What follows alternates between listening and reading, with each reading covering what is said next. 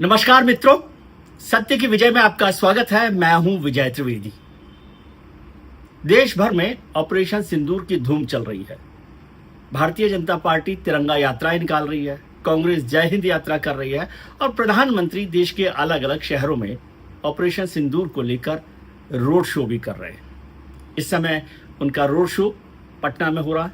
पटना में आज हुआ है रोड शो और लगातार इस बात की चर्चा हो रही है कि भारत की वायुसेना ने किस तरह से शानदार तरीके से पाकिस्तान के आतंकवादी ठिकानों को तहस नहस कर दिया, पाकिस्तान को परेशान कर दिया। हर जगह पर हमारी जो एयरफोर्स है, हमारी जो आर्मी है, हमारी जो आर्म फोर्सेज हैं, उसकी तारीफ की जा रही है और इसमें कोई शक भी नहीं है।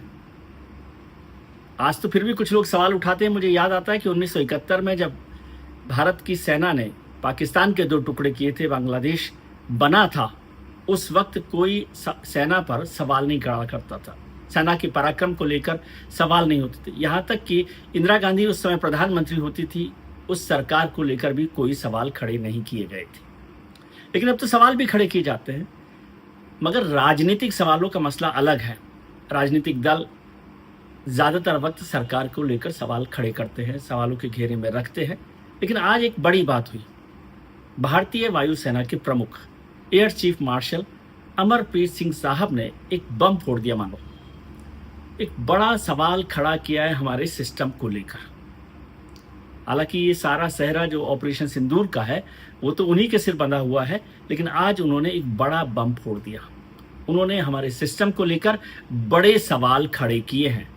That is where that Vachan part comes in.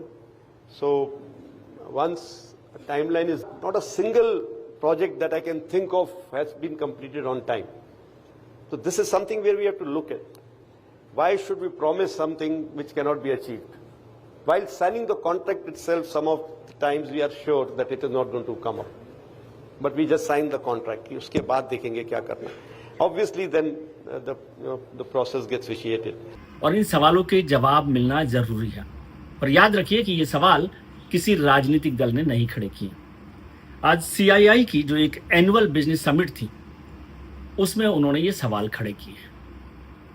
Bharat की जो सेना है उसको जो सिस्टम मिलता है, उसको जो एयर डिफेंस सिस्टम है या और तमाम तरीके के जो फाइटर जेट्स मिल रहे हैं, उसमें जो देरी हो रही है उसको लेकर उन्होंने सवाल खड़े किए। एक बात का चर्चा करना, जिक्र करना यहाँ पर ज़रूरी है कि इसी कार्यक्रम में राजनाथ सिंह जो हमारे रक्षा मंत्री हैं वो भी मौजूद रहे थे, यानी समिट में वो भी रहे थे, उनकी भी उपस्थिति रही थी और उन्होंने कहा था कि POK अब दूर नहीं है। POK अपने आप ही वहाँ के लोग भी चाहेंगे तो वो भारत में मिल जाएगा। POK से अब दूरी नहीं रही है भारत की। और तमाम तरीके की बातें रक्षा मंत्री जी ने भी की, जो हमारा एक सफल कामयाब जो पूरा का पूरा सेना की जो तैयारी थी, सेना का जो हमला था, उस पर बड़ी चर्चा की। लेकिन एयर चीफ मार्शल जब अमरप्रीत सिंह साहब इस पर सवाल खड़े करते हैं तो वो महत्वपूर्ण हो जाता है। NDTV ने एक बड़ी रिपोर्ट की है उनके भाषण को लेकर, उनके बयान को लेकर, जिसमें उन्होंने कहा है कि मल्टीपल केसेस ऑफ डिलेज हैं, कि हमें जो सेना को जो संसाधन मिलते हैं, सेना को जो हथियार मिलते हैं, सेना को जो जेट्स मिल रहे हैं, उसमें लगातार देरी हो रही है। और ख़ास तौर से जो इंडिजिनियस डिफेंस प्रोजेक्ट्स हैं, यानी जो भारत में बन रहे हैं, जो स्वदेश में जिन प्रोजेक्ट्स पर काम चल रहा है, निर्माण हो रहा है, उसमें देरी होती है। उन्होंने इस देरी को लेकर, समय पर काम नहीं पूरे होने पर बहुत बड़े सवाल खड़े किए और कहा है कि ऐसे वादे क्यों करते हैं जो वादे पूरे नहीं हो सकते। एयर चीफ मार्शल ने बहुत सारे उदाहरण गिनाए हैं, बहुत सारी बातें की है और इस बात पर गंभीर चिंता की है। उनका ये भी ठीक है कि जो इंडिजिनियस हमारा काम चल रहा है वो बेहतर है, लेकिन उसमें अगर 10 साल लगते हैं तो उससे काम नहीं चलेगा ना। जिस चीज़ की ज़रूरत हमें आज है, we need today means we need today. 10 साल बाद क्या होगा वो अलग मुद्दा है, 10 साल बाद हम कहाँ पहुँचेंगे वो अलग मुद्दा है। लेकिन ये सवाल खड़े किए गए। 2-3 पॉइंट्स बड़े उन्होंने किए हैं जिसका जिक्र वहाँ पर किया गया है। उन्होंने कहा कि 83 तेजस MK-1A 4.5 जनरेशन के जो LCA डिलीवर होने थे HAL की तरफ से, हिंदुस्तान एरोनॉटिक्स लिमिटेड जो हमारा ऑर्गेनाइजेशन है, उपक्रम है, सार्वजनिक उपक्रम है, उसकी तरफ से होने थे, उन्हें मार्च 2024 में डिलीवरी करनी थी। 48,000 करोड़ का ये प्रोजेक्ट था और फरवरी 2021 में ये कॉन्ट्रैक्ट दिया गया था, लेकिन वो अभी तक पूरी डिलीवरी नहीं हो पाई है। HAL की स्लो डिलीवरी ऑफ इंजन्स इस वजह से हुई क्योंकि जो इंजन्स उनको मिलने थे वो जनरल इलेक्ट्रिक फर्म से मिलने थे, जो US की फर्म है। वहाँ से जो देरी हो रही है उसकी वजह से हमें ये जेट मिलने में देरी हुई LCA के। दूसरा उन्होंने कहा कि प्रोटोटाइप ऑफ तेजस MK2 वो तो अभी शुरू भी नहीं हुआ उनका बनना, वो तो बनकर तैयार नहीं हुए हैं। Prototype of Tejas MK2 is yet to be roll out.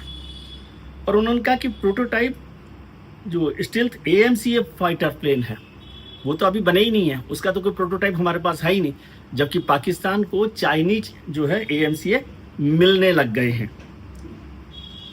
एक बात और उन्होंने की कि designing weapon system in India, urging arm forces and the industry to develop trust and transparency. उन्होंने कहा कि जो भारत में निर्माण हो रहा है रक्षा उत्पादों का, जो हमारे डिफेंस प्रोडक्ट्स का, उसमें आर्म फोर्सेज और इंडस्ट्री के बीच में ट्रस्ट और ट्रांसपेरेंसी होनी चाहिए। किस चीज़ की ज़रूरत है, किस पर हमें काम करना है, इसके लिए दोनों के बीच में कोऑर्डिनेशन भी हो, ट्रस्ट भी हो और ट्रांसपेरेंसी हो। उन्होंने कहा कि we can not just talk about producing in India, need to talk about design. उनका कहने का मतलब कि जो बन रहा है वो उससे मतलब नहीं है, जिस चीज़ की ज़रूरत है, जिस डिज़ाइन की हमें ज़रूरत है, उस पर काम होना चाहिए, उस पर बात होनी चाहिए। और need to be very open. उनका once committed should be delivered, मतलब जब वादा हो गया है कि इस समय ये मिलना है तो उस समय वो मिलना चाहिए। ऐसे बहुत सारे सवाल उन्होंने खड़े किए हैं, लेकिन इसका मतलब ये नहीं है कि हमारा जो काम है डिफेंस प्रोडक्शन का वो खराब हो रहा है, वो नहीं चल रहा है, ऐसा नहीं है। आपने देखा होगा कि कारगिल के बाद 99 में भारत की वायुसेना ने बड़ी जीत दिलाई थी, वो पूरा का पूरा ऑपरेशन सफेद सागर। कारगिल में जीत में भारत की वायुसेना का, एयरफोर्स का बड़ी भूमिका रही थी, बड़ा रोल रहा था। और अभी जो ऑपरेशन सिंदूर हुआ पाकिस्तान में 2025 में, वो भी पूरी तरह से एयरफोर्स का कमाल था, जो हमारा काम था। और उसमें हमारे जो इंडिजिनस वेपन्स हैं, उसमें आकाश भी है, ब्रह्मोस भी है, उनका भी बड़ा योगदान रहा, जिन्होंने पाकिस्तान के आतंकवादी ठिकानों को नेस्तनाबूद करने में बड़ी मदद हमारे को की है। ये सारी बातें उन्होंने की है। हालांकि जो एयरफोर्स चीफ हैं उन्होंने PSU, DRDO, इन पर भी कुछ सवाल खड़े किए कि किस तरह से काम चल रहा है, क्यों देरी हो रही है, LCA में क्यों देरी हो रही है, 114 मल्टी रोल फाइटर्स डील में भी देरी हुई है। NDTV में मेरे सहयोगी हैं राजीव रंजन, मेरे मित्र रहे हैं, उन्होंने इस पर बहुत सारे सवाल खड़े किए और उन्होंने कहा कि एयर चीफ मार्शल पहले भी इस तरह के सवाल सिस्टम पर खड़े कर चुके हैं, वो मसला गंभीर है। एक और सवाल उन्होंने खड़ा किया कि मेक इन इंडिया के नाम पर रक्षा सौदे पर सवाल नहीं करने चाहिए, कि मेक इन इंडिया जो हो रहा है उसको होने दीजिए। MiG-21 फाइटर प्लेन्स पर हम लोग फ्लाई कर रहे हैं, जो पुरानी जनरेशन के हैं, उससे बड़ा चिंता की क्या बात हो सकती है, इसकी चर्चा उन्होंने की है। एक बात का जिक्र और किया गया कि अभी हमें 36 राफेल फाइटर्स प्लेन हमारे पास हैं, जो बहुत कम है, जो हमारी चुनौतियां हैं उसके हिसाब से उनकी तादाद कम है। अब छोटी सी बात और कर सकते हैं, जो एयर चीफ मार्शल के सवाल है उससे अलग, कि सरकार की क्या भूमिका है। सरकार ने एयर डिफेंस पर और हमारे डिफेंस सिस्टम पर खासतौर से बड़ा काम किया है। हमारा जो डिफेंस बजट है वो बढ़ाया गया है, पिछले साल के मुकाबले 9% उसमें इजाफा किया गया। अब देखें कि 2024-25 में जो हमारा डिफेंस का जो बजट है वो 6,81,00,000 करोड़ रुपए है, 6.81 लाख करोड़, जो 78.7 बिलियन डॉलर होता है। ये 9.5% इजाफा है 25-26 में, और ये 13.4% हिस्सा है हमारे यूनियन बजट का, और 1.9% है हमारे GDP का। तो कम पैसा खर्च नहीं कर रहे। और इससे भी ज़्यादा बड़ी बात है कि जो हम लोग इंडिजिनस प्रोडक्ट्स बना रहे हैं, डिफेंस प्रोडक्ट्स बना रहे हैं, उनका हम लोग एक्सपोर्ट भी कर रहे हैं, और ये एक्सपोर्ट हमारा बढ़ गया है 10 गुना 10 साल में। 23-24 में हमने 1.26 लाख करोड़ के डिफेंस प्रोडक्ट्स का एक्सपोर्ट किया है, जबकि 2014-15 में ये जो रकम थी वो थी 1900 करोड़ रुपए। तो मतलब 10 गुना ज़्यादा, 10 टाइम फोल्ड जो है ये एक्सपोर्ट बढ़ा है।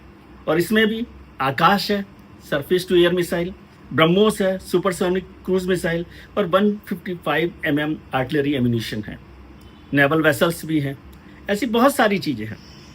इसके अलावा सरकार ने जो सेना है, हमारे आर्म फोर्सेज हैं, उसके मॉडर्नाइजेशन पर अलग से बजट पर काम किया है।